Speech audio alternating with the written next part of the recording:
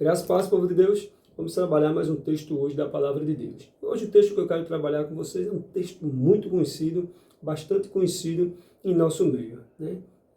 Quem é que não sabe do Salmo 1? Assim como eu falei no vídeo anterior do Salmo 23, quem não conhece o Salmo 23? Salmo 1 também é um salmo que é muito se usado nas plenárias da igreja, nos púlpitos, quanto pregação, festividade. Aqui os salmos são muito utilizados, né? O Salmo 1 também não foge essa regra. Então nós vamos estudar hoje o Salmo 1 para a gente entender o que é que tem aqui. Eu acho o Salmo 1 porque o Salmo 1 ele é interessante. Ele abre, como eu falei para vocês, ele abre os saltérios e esse Salmo 1 ele está dentro da primeira coletânea que vai do 1 até o capítulo 41, podemos dizer assim. Aquela discussão, não tem capítulo, isso aí não interfere em nada. Tem capítulo para a gente porque foi feito assim para poder facilitar a compreensão, né? Se você quiser usar como capítulo, número, Salmo 1, que vai do 1 até o Salmo 41, se assim para você for mais lógico. Então eu gosto do Salmo 1 porque o Salmo 1 ele já dá algumas instruções aqui. Eu gosto do Salmo 1 porque ele já dá uma relação, ele dá uma lista, né? Aquilo que a gente chamamos de uma lista condicional, ou seja, se o homem, e o homem quando a gente fala, a Bíblia fala, está falando no geral ali, homem, mulher, menino, né? O ser humano que quiser, de fato, receber as bênçãos que está aqui dentro da Palavra de Deus e dentro dos Salmos, as promessas como nós falamos, que quiser adquirir as promessas que está aqui dentro do livro de Salmo, então o Salmo 1 ele abre, né, um leque de condições que precisa o ser humano estar dentro dessa lista condicional para poder receber as bênçãos que está dentro do Salmo. Então eu gosto muito do Salmo 1 porque ele já vai dando logo de cara o que você precisa fazer para receber a bênção do Salmo 23, a bênção do Salmo 91, que é o Salmo de proteção, a bênção do Salmo 46, que é o Deus que pode, o Deus que faz, o Deus que é, a bênção do Salmo 128, que é a bênção, é o Salmo da família, né? Então, se você quiser viver todas essas promessas de bênção, não só nos Salmos, mas em toda a palavra de Deus, então ele vai começar já dizendo uma coisa interessante, que ele vai dizer mesmo assim, que bem-aventurado é o homem que não anda no conselho dos ímpios.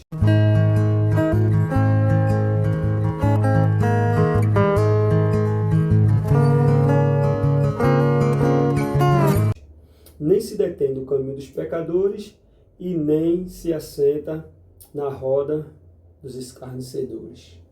Que coisa interessante. Salmo muito bonito, né? Esse verso 1 já traz já uma porção de relação e uma porção aqui de uma ficha de requisitos que você e eu, que nós precisamos estar dentro para poder receber as bênçãos do Salmo. Então vamos lá. Então ele começa dizendo uma coisa bem interessante. Ele já começa aqui com o termo bem-aventurado. Bem-aventurado. O homem que não anda no conselho dos ímpios. Ou seja, bem-aventurado aqui no original a gente sabe que é feliz, contente, né? Então, feliz e contente é o homem que não anda no conselho dos ímpios. Então observe que o salmista ele já abre dando esse alerta. Se você quer ser uma pessoa próspera, uma pessoa feliz, e quando a gente fala de prosperidade, nem sempre está falando no sentido de riqueza, em sentido de coisas materiais. Mas a prosperidade, a pessoa que não tem paz, quando ela passa a ter paz, isso é uma bênção que não tem preço, que ninguém consegue comprar, né? Que dinheiro nenhum compra a paz, a saúde, né? Então, tudo isso é prosperidade. Muitas vezes a gente acha que a prosperidade está baseada somente no carro, né? No objeto de desejo, naquilo que a gente tem sonho em possuir, na viagem, né? No apartamento.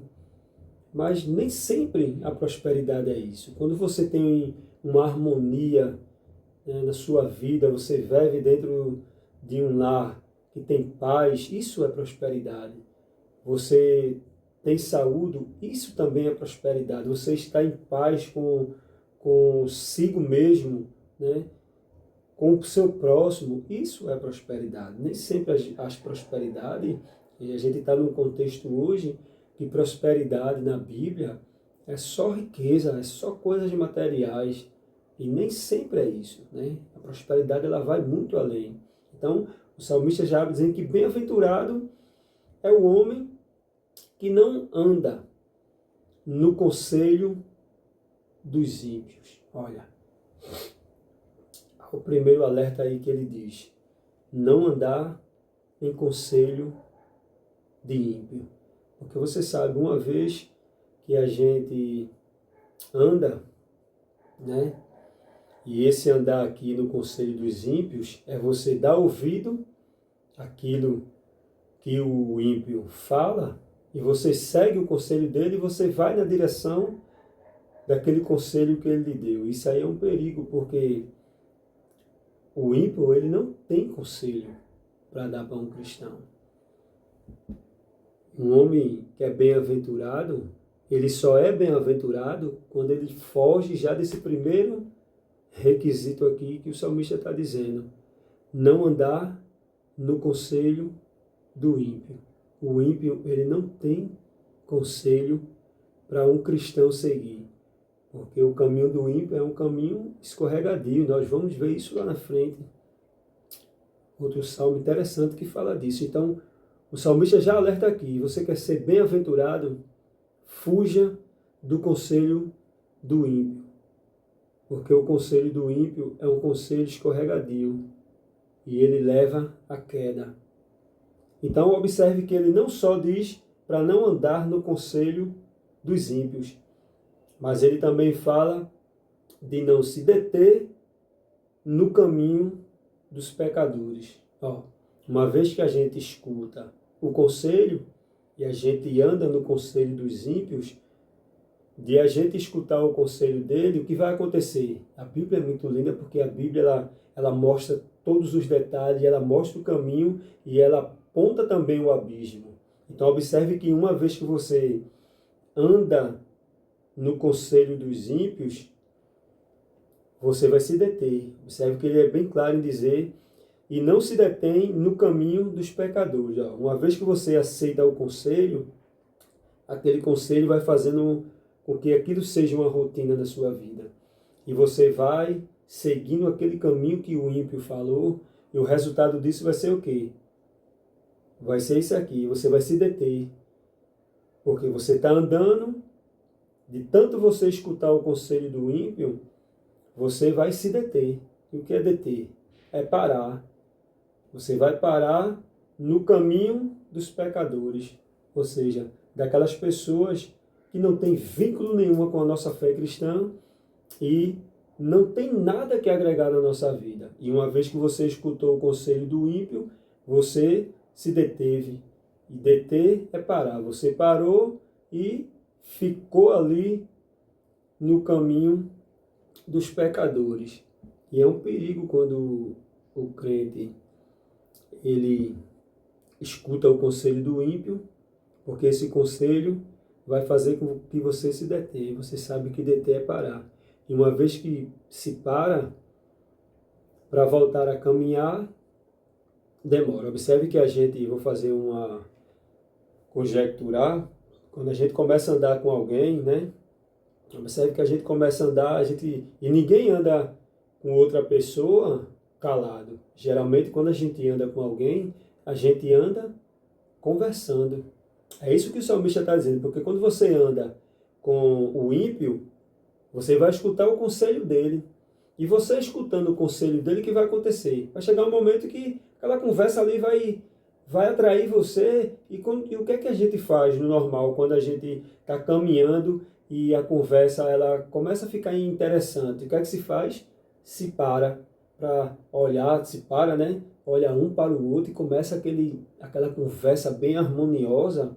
E isso é um perigo, porque quando se para, atrasa-se o caminho, atrasa aquilo que a pessoa estava fazendo. Então, observe que o salmista ele aponta tudo isso. Você, uma vez que você escuta o conselho, né, você se detém. Aí ele segue dizendo que não se detém no caminho dos pecadores e nem se assenta na roda dos escarnecedores. Então, observe a riqueza de detalhes que o Salmo está apontando. Uma vez que você anda, você vai escutar o conselho dele, e uma vez que você escuta o conselho dele, naquela caminhada vai se tornando uma rotina, você vai parar, vai se deter, vai gostar, vai começar a ficar mais ali, vai se tornar um ambiente corriqueiro para você, vai se tornar um ambiente de costume, que quando você tiver qualquer vaga, qualquer hora vaga, você vai correr para aquele ambiente, porque você escutou o conselho e se deteu. E uma vez que você se detém, observe que a metáfora que o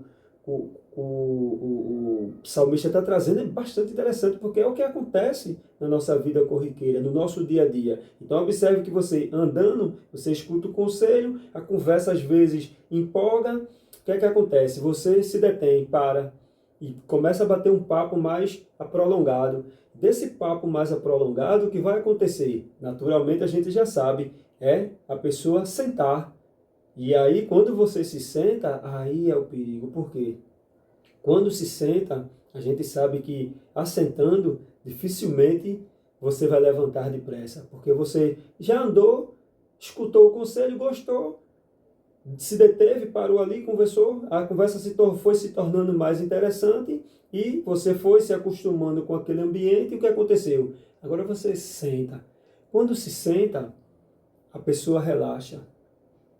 E uma vez que sentamos, dificilmente a gente vai se levantar, porque a gente seguiu toda uma trilha. Porque o correto aqui é o que o salmista está dizendo, é você não escutar o conselho. É o primeiro ponto. Então observe que o salmista está dizendo, uma vez que você escuta o conselho, você se detém, você para. Uma vez que você para, você quer sentar, porque você está em pé, a conversa eu vou fazer essa metáfora, trazendo essa metáfora, a conversa vai ser mais prolongada e vai chegar um momento que vai se tornar tão interessante para você, aquele bate-papo, aquela conversa, que você vai querer se sentar. E uma vez que se sentar, é como eu falei, dificilmente vai se levantar, porque você já se deteve e você agora está sentado, ou seja, você de fato entrou naquilo que era o ponto principal que o salmista apontou para que não entrasse. Porque uma vez que entra nesse caminho aqui, dificilmente você vai sair. Então observe que o Salmo primeiro, ele dá 3